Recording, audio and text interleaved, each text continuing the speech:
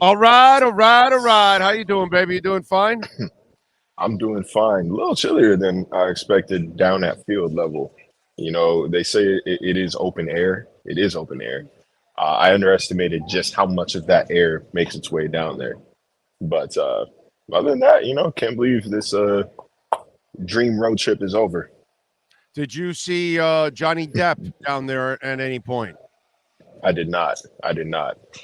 Also, Okay, got to clarify because there. Dream for me, not so much a dream for the Dolphins. This has been a road trip from hell, I well, would argue. that's why I'm telling you. Did you know that the new name for the Dolphin offense is the Amber Heard offense? I did not. Oh yeah. Now you know Amber Heard. She's a pretty girl, kind of crazy. Maybe some pretty good sex, right? Because crazy girls, man, you know that's the thing they say about crazy girls, right? And so you'll have your Dolphin offense that will throw for 400 yards and 4 touchdowns and 5 touchdowns and 6 touchdowns sometimes. And it looks beautiful, just like Amber Heard. And then there are other nights where you go to your bed and there's a big turd in it. It's the herd of the turd. And that's kind of what this entire season has been about. The offense can get the success and the accolades for everything. And guess what? You got to give them the blame for all 5 losses. It's amazing. It's herd or turd for the Dolphin offense. These are the extremes that Mike McDaniel and his offense have been putting the Dolphin fan base on this year. What do you think about that? I think that, and I wrote this in my takeaway. I'm not going to touch any Amber Heard stuff because I value my job, but I, they've they're failing their December exam. Oh, We yeah. we said entering the month, we're going to learn a lot about the Dolphins. This is this is their chance to prove it. Blah blah blah blah. December Oh, football, most important. All this, they are failing their finals right now. They they cruised they cruised through syllabus week. They got a good grade on their midterm. They blew their midterm out of the water, and then it almost feels like they stopped studying for their final. That they said, you know what, we've already done this before. We've learned this before. I don't see the need to study again for the final. It's already up there. And you know what they did? The final, they did it on chapters 13, 14, 15, and you stop reading at 12. So they look totally out of sync, totally out of place, out of rhythm. And for a rhythm based offense, if you can't have rhythm and you can't get in rhythm, then you look like that. You look like you did tonight against a middling, injury depleted, yeah. star free defense. No Mediocre turd. Derwin James, no Yeah. Joey Bosa. Yeah. They're And failing. listen, by the way, This I told Shannon. I know Chris Collinsworth practically made love to Herbert, and I know he played well. But really, 370 yards and 1 touchdown. Eh, it okay. wasn't like he wasn't like lit you up. No, So no, no, no, no, no, no. Don't do what? that. Don't do What? that. Don't do that. What? Justin Herbert was excellent tonight. And it wasn't just in the touchdown and point numbers, his ability to extend plays, snap in and snap out He did was nice. top of the He line. won by We just 6 points. talked Dude, he we beat just a talked about terrible Dolphins team by 6 points. Please, the Dolphins please. over the past 5 weeks are fourth in EPA, defensive EPA. Like they haven't been playing horribly on defense over the past month or so. I'm not, dude. He I'm not blaming the defense at all. At all. I'm the guy that look, defends Josh Boyer in the defense. I just told you the 5 losses are all on the offense.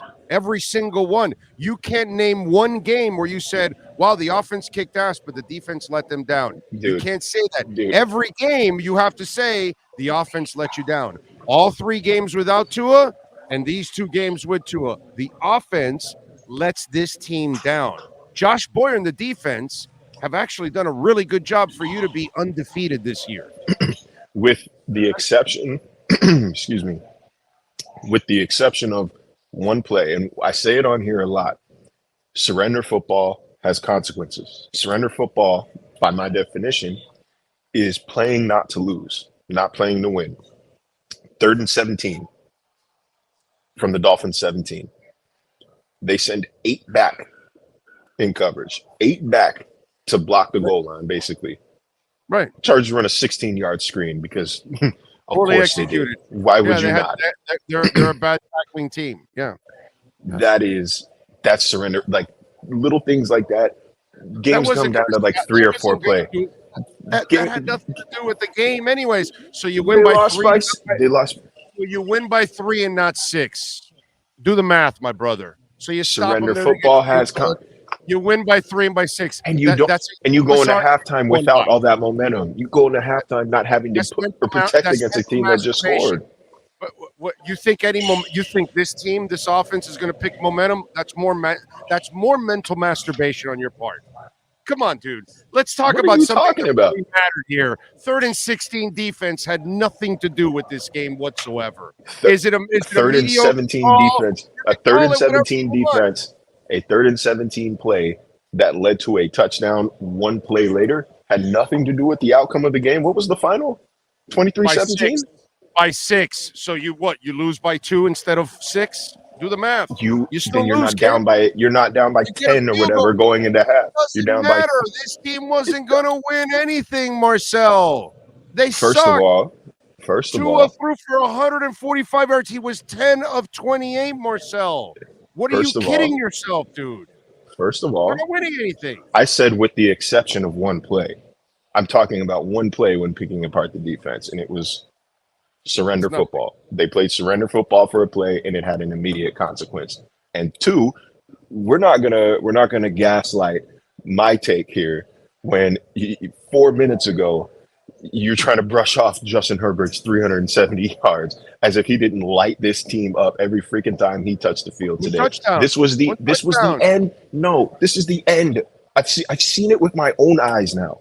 I can't be convinced. I've seen it. So if the Dolphins it's the end of that debate. It's the end of that debate. Okay, no, I get it. You can end that debate if you want.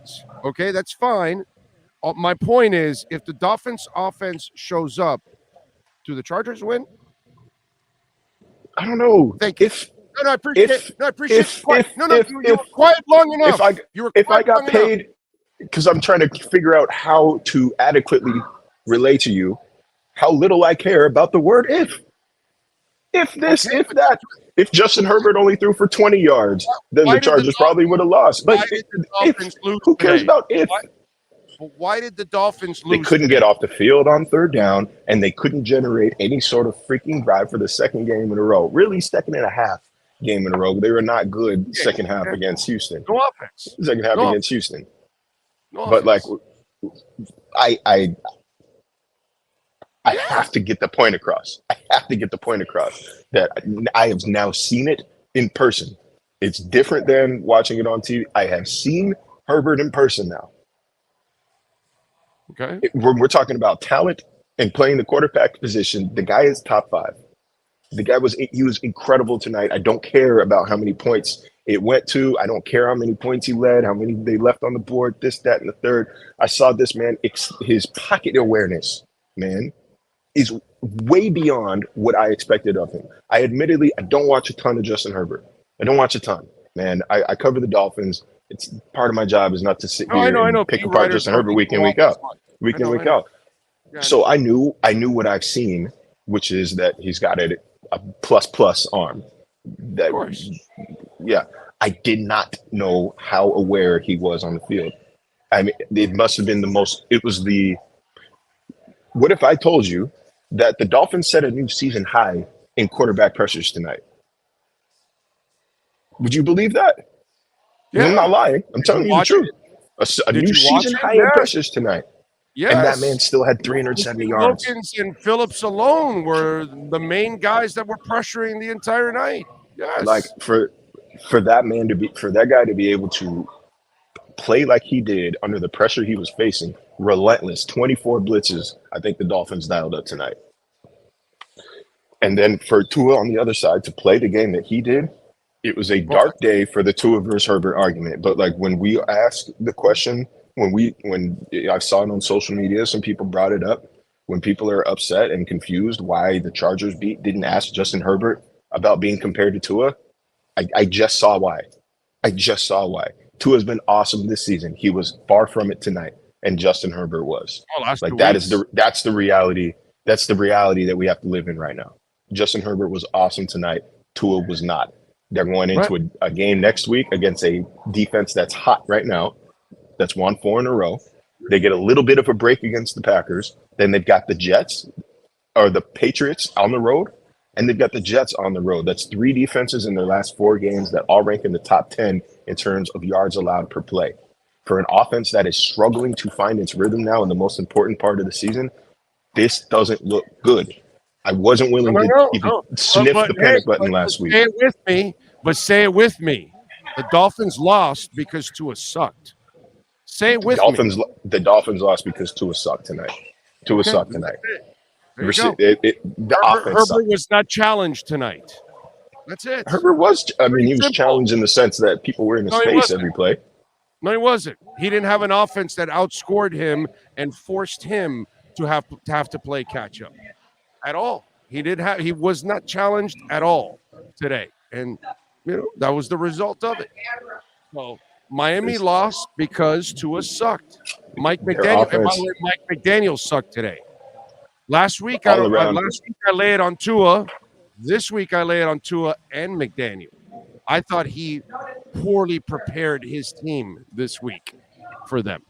The interesting thing I heard from Mike after the game, I asked him, "Hey, does struggling like this at this time of year cause any elevated concern?" Obviously, you're not happy anytime you lose, but the fact that it's happening now when games you can't afford to really lose, what does that do? He says, no, the loss is going to hurt when it hurts. But he mentioned that this is probably the furthest from the mark the Dolphins have ever been when it comes to pregame expectation and postgame results.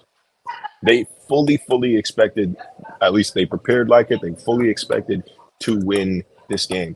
I do not know what this team did throughout the week after practice. I do not know if they were thrown off by not being able to go home, if they were thrown off by being out. I don't know any of that. I don't want to give credence to putting that in the world. I do not know how they were prepared. No excuse. But this was no excuse. This was possibly, I'm trying to think. It's up there with the Jaguars loss last year and the Falcons loss last year in terms of the most disappointed I have been in this team. No excuses. None. They had none. They had none. Yeah. They had none. And you've got to be, and from McDaniel's perspective, yeah, he's not absent of blame. He deserves his share of the blame tonight. This week. Last week, there were plays to be made into him. He schemed it beautifully last week. Guys were open. If you go back and look at that tape, guys were open. Tua just missed wide open guys. This week he made his mistakes. The receivers made a few mistakes themselves, and I thought McDaniel did not really scheme them well enough this week. And knowing that this guy's hurt in Tyreek, you got to start using said a little more, man. You were going to use him as your number 2 in the first place. He's the most expensive fair catch guy in the history of the NFL. I mean, come on, dude. Get more people involved. But this was bad. I think that considering, I thought that what the Niners did because of who they have at linebacker, I thought that kind of performance was unique to that defense. But they're about to play the one defense that could sort of mimic it with Milano. Milano's playing like an all-pro right now. Jermaine Edmonds is right on that bubble as well. They're 2 fast guys. They cover a lot of ground. They're going to take away the middle of the field once again. And nothing that they've done over the past 2 weeks, Miami, has shown the world that they can operate without attacking the middle of the field. The Zodiac Killer? You remember the Zodiac Killer? I don't think I was alive. I've seen the movie though. I don't think I was alive. You have, right? Well, when he died, his spirit came into Milano because he's killing quarterbacks left and right, bro. You saw what he did to Mike White today? I gasped. He assassinates quarterback, bro. I was at breakfast and literally gasped, said, "Oh my God," and pulled it up for everybody at the table to watch. That was he is. He got hit twice. I can't believe Mike White got back up. I can't believe Mike White got back up multiple Twice. times. I think he went to the hospital to make sure there's no internal damage there.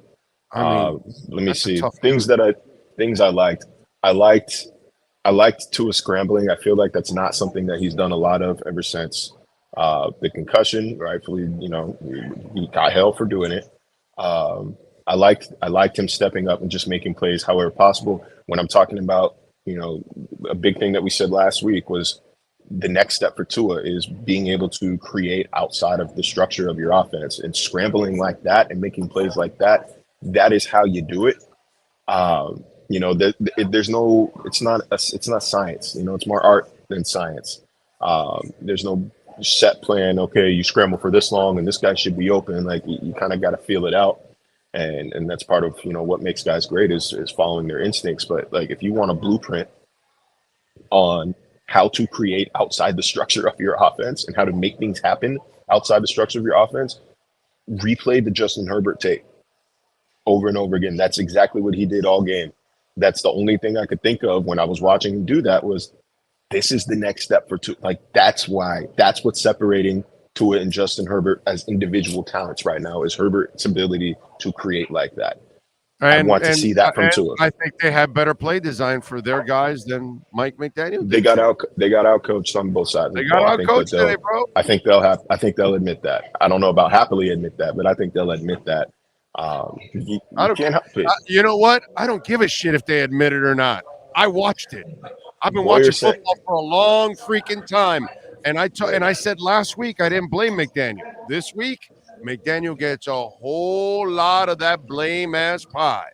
Okay, because I'm handing it to him. All right. Boyer sent blitz after blitz after blitz at the Chargers, and he just sidestepped it and moved on. That throw from the right hash to Mike Williams, that like 55 yards on a dime. Somebody tried to tell me X got whooped or X got cooked or something on that play. Yes. No. He was a yard and a half away. He was a yard and a half away at the time of the catch. He wasn't. I think you misunderstood him. I think you're telling he got beat. No, X is cooked, I think is what they were trying to tell you. Well, got to clarify because right now, Kader Kohu is the best corner on the Miami Dolphins. I want to be clear though, neither Kader nor X were awesome tonight by any metric. Pick a receiver. Awesome. Keenan Allen caught 12 or 14. Williams caught all 6. But X forgets to even tackle people and touch them. So it's. But the thing what he did on that play was just ridiculous. I mean, the thing on this, the thing about that you got to remember though, like when looking at these stats, like you can't cover forever, and so when a quarterback can extend plays like that, like you're more likely to be open because like you're already at a disadvantage. You're basically a ticking clock as a defender. As soon as that snap starts, like a ticking clock in terms of how long you can do this. When he's on the ground, you touch him, Marcel. That's the that rule. That's the rule, Marcel. You touch him. You don't allow him to get up and get 10 or 15 more yards, Marcel. I'm just saying. That's all. I mean, he should have known that from like Pee Wee League and stuff. I'm just, come on. Touch. Come on. All right. What do you got going on ESPN so folks can check you out, dude? Man, I might be a little quiet tomorrow, traveling home all day, but I think 2 things. One, we need to take a look at this offense, and number 2, we need to talk about what the hell the Christian Wilkins bag is about to look like this offseason. Whether it's Miami doing it or somebody else, that man is getting paid. The man is getting paid this offseason. So that's top of my head. But I got to run. I got to go shoot something for I think SportsCenter is asking before they shut the lights off here. I'm gonna go show this foot off one last time. It's a good one tonight. I'm not gonna lie. Shout out to Haley. The Tua haters are loving these 2 weeks, baby. They're loving these 2 weeks.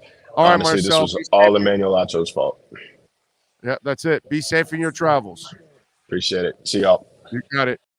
Don't forget Edge Energy Drink. Go to myedgedrink.com. Get the finest energy drink on the planet. Can't get it in a store. Got to go to myedgedrink.com and get 10% off. All right. And get it shipped to you there, to your home, to your office. the most delicious energy drink on the planet, 78 calories, delicious, smooth, and zero aftertaste. And I'm not lying. When I tell you zero aftertaste, I mean it. Zero aftertaste. MyEdgeDrink.com.